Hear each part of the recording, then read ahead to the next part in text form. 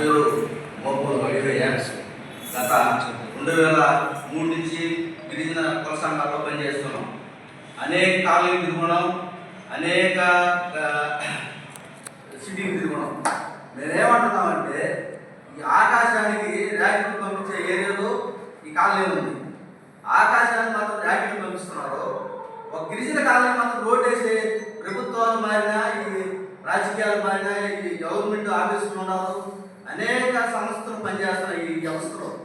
ఈ కుదుటి కాడ శవం తెచ్చిపోయినా కనీసం బిడ్డలు పోవాలంటే నిద్రలేసి పావులు బాధ. ఆ ఊరిలో చదువుకునేదానికి స్కూల్ లేదు. పక్కన దగ్గర ఒక 2-3 కిలోమీటర్లు పోవాలి చదువుకోవాలన్న కాడ. బాగలేదంటే 30 కిలోమీటర్లు రావాలా. హార్ట్ అటాక్ చనిపోతే, హార్ట్ అటాక్ వస్తే ఆమెకి సమయానికి హాస్పిటల్ చేర్చలేక ఆమె చనిపోయింది. ఆ బిడ్డలు దిక్కులేని వాళ్ళు అయినారు. ఆ బిడ్డలకు ఎదురు ఆ తల్లి లేకుంటే ఆ బిడ్డలు చదివించుకుంటారు, కలిసి సాగైనా సాగుతుంది కదా.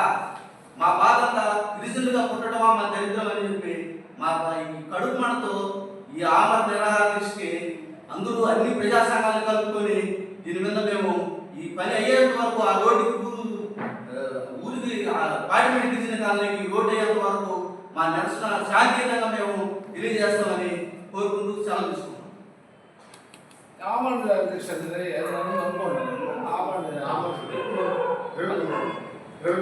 అవునా చెప్పారు.